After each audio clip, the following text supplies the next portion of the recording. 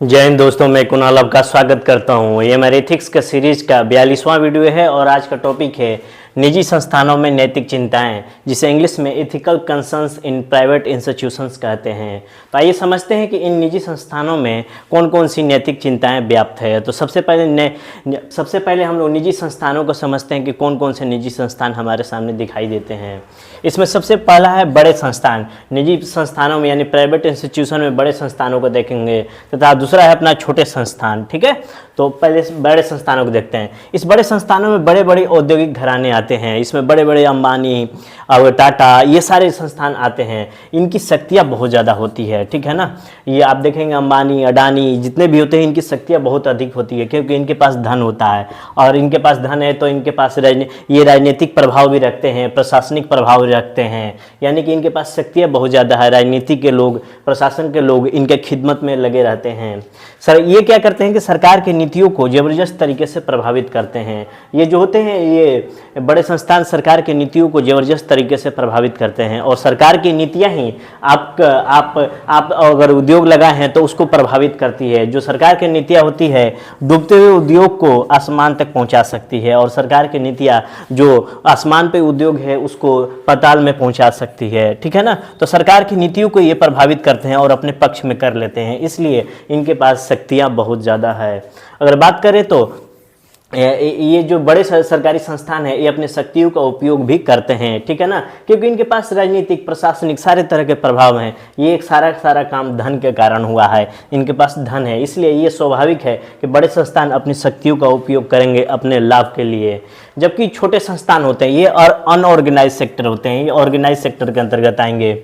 इसमें एमएसएमई आएंगे, micro small medium enterprises, इसमें रहेंगे। ये अर्थव्यवस्था की दृष्टि से बड़ा ही अपना योगदान देते हैं। ये अर्थव्यवस्था में एमएसएमई का जो क्षेत्र होता है बड़ा ही योगदान देता है, चाहे एक्सपोर्ट के क्षेत्र में हो, चाहे रोजगार के क्षेत्रों में है। लेकिन ये शक्ति विहीन होते हैं, ये शक्ति विहीन होते हैं। ये इनका ना सरकार पे कंट्रोल होता है, ना राजनीति पर कंट्रोल होता है, ना प्रशासन पे कंट्रोल होता है, क्योंकि इनके पास धन का अभाव होता है। बस ये अपना काम रोजी रोटी के सहारे चलाते हैं। ये अपना रोजी रोटी चलाने के लिए ये क्षेत्र प्रमुख है। ठीक है ना, बस इनका काम रोजी रोटी भर ही चल रहा है, ये सरकार की नीतियों को प्रभावित नहीं कर रहे हैं। तो इन्हीं दो संस्थानों में, बड़े संस्थान और छोटे संस्थानों में ही नज़र दौड़ाएंगे कि कौन कौन सी नैतिक चिंताएं हैं। तो सबसे पहले हम लोग देखेंगे बड़े संस्थानों में कौन सी नैतिक चिंताएं हैं, उसके बाद छोटे संस्थानों में कौन सी नैतिक चिंताएं हैं।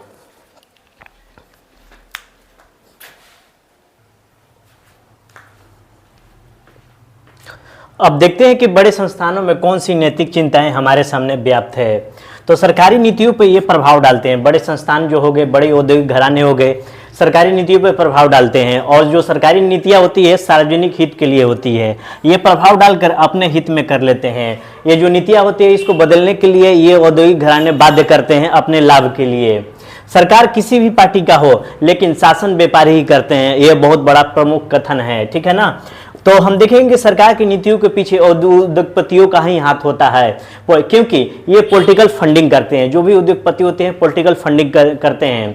ये पॉलिटिकल पार्टी को चंदा देते हैं, और चंदा देकर जो पार्टी जीतती है तो इनके पक्ष में कानून बनाती है, नीतियाँ बनाती है। ठीक है ना, ये पॉलिटिकल पार्टी को प्रभावित करते हैं। ये सबसे बड़ी चिंता है, क्योंकि जो पॉलिटिकल पार्टी होती है सार्वजनिक हित के लिए होती है। ये अपने हित के लिए अपने पक्ष में कर लेते हैं। ठीक है ना, जैसे कि 2G स्पेक्ट्रम का मामला हुआ था, ये घोटाला जो हुआ था 2G स्पेक्ट्रम वाला, ये नीतियाँ बदलने के कारण ही हुआ था। ठीक है ना, उसके बाद देखते हैं कि बड़े बड़े जो फ्रॉड होते हैं, ये बड़े बड़े फ्रॉड में सरकार का ही योगदान होता है। इसमें हम देखेंगे याराना पूंजीवाद शामिल होता है, क्रोनी कैपिटलिज्म शामिल होता है, जिसमें राजनेता, प्रशासक और पूंजीपति का मिली भगत होता है। ये तीनों अगर रहेंगे तो नैतिकता का स्थान नहीं रहेगा। जैसे कि बड़े बड़े बैंक घोटाले हुए, जैसे कि शेयर मार्केट से जुड़ा हुआ हर्षद मेहता का केस, विमुद्रीकरण के दौरान 99.3% पैसा बैंकों में जमा हो गया। कैसे हो गया? बिना बैंक के अधिकारियों के सहमति के, बिना सहयोग के ये कैसे जमा हो गया?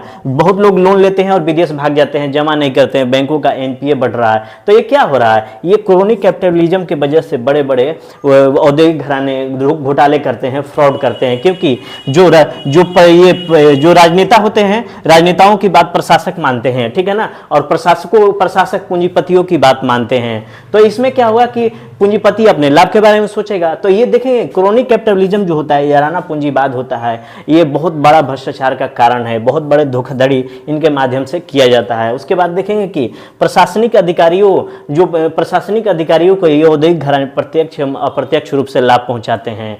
जैसे कि डायरेक्ट रूप में देखेंगे कि पैसा ही दे देते हैं, रिश्वत दे देते हैं, लेकिन इनडायरेक्ट रूप में क्या होता है कि ये जो अधिकारी होते हैं, प्रशासनिक अधिकारी होते हैं, ये उद्योगपतियों को या जो बड़े फर्म है उसको लाभ पहुंचाते हैं। उस लाभ के पहुंचाने के एवज में ये जो औद्योगिक घराने होते हैं ये कहते हैं कि सब परिवार आप विदेश यात्रा घुमाइए। अधिकारियों कहते हैं आपके बच्चे की शिक्षा हम विदेशों में कराएंगे। ये इनडायरेक्ट रूप से लाभ पहुंचाया जाता है अधिकारियों को। ये चिंता का विषय है, क्योंकि इसमें जो संसाधन का उपयोग किया जा रहा है, सरकारी संसाधनों का उपयोग किया जा रहा है, जिससे सार्वजनिक हित सधता है। तो ऑफिसर जो होते हैं बड़े उद्यमियों से लाभ कमाते हैं, ठीक है ना। उसके बाद देखते हैं निगमीय सामाजिक दायित्व की अनदेखी की जाती है औद्योगिक घरानों के द्वारा, क्योंकि इस CSR के द्वारा, कॉर्पोरेट सोशल रिस्पॉन्सिबिलिटी के द्वारा सोशल वर्क किया जाता है। इसको अनदेखी की जा रहा है बड़े बड़े औद्योगिक घरानों के द्वारा, क्योंकि इसमें एक पर्टिकुलर प्रॉफिट का 2% सोशल वर्क के लिए यूज किया जाता है। लेकिन ये भी जो औद्योगिक घराने हैं 2% भी नहीं कर रहे हैं, कोई कर रहे हैं, कोई 1% कर रहे हैं, कोई 0% कर रहा है। तो इसकी भी अनदेखी की जा रही है कॉर्पोरेट सोशल रिस्पॉन्सिबिलिटी का। तो ये बड़े संस्थानों में नैतिक चिंताएं हैं। अब थोड़ा सा देखते हैं छोटे संस्थानों में नैतिक चिंताएं क्या व्याप्त होती है। अब देखते हैं निजी संस्थानों में कौन सी नैतिक चिंताएं हमारे सामने दिखाई देती है। बहुत सारे हैं, मैं सिलेक्टेड बता दिया हूँ, अखबारों में बहुत सारी चीज़ें आती रहती है, आप उसको ध्यान रखिएगा। तो असंगठित क्षेत्रों में जो छोटे संस्थान होते हैं असंगठित क्षेत्रों में आते हैं, अनऑर्गेनाइज सेक्टर में आते हैं। यहाँ पर राजनीति और प्रशासन से संबंधित कोई बड़ी चिंता नहीं है, नैतिक चिंता नहीं है। यहाँ पर कर्मचारियों, कानून और मानवता से संबंधित चिंताएँ हमारे सामने दिखाई देती है, जिसमें यौन उत्पीड़न, जो सेक्सुअल हरासमेंट होता है वर्क प्लेस पर, बाल श्रम, जो छोटे छोटे बच्चे हैं तो उनको पटाखे के फैक्ट्री में लगा देते हैं, बीड़ी के फैक्ट्री में लगा देते हैं। नौकरी की सुरक्षा नहीं, जब मन तब उनको बाहर निकाला जा सकता है। वातावरण सही नहीं होता है, जो कार्यस्थल होता है वर्क प्लेस पर वातावरण सही नहीं होता है, ढेर सारा शोर शराबा होता है, गंदा पानी होता है, शुद्ध वायु नहीं रहता है, मेडिकल की सुविधाएं नहीं रहती है, तो ये बहुत सारा गंदगी रहती है वहाँ पर, तो ये बढ़िया वातावरण नहीं रहता है।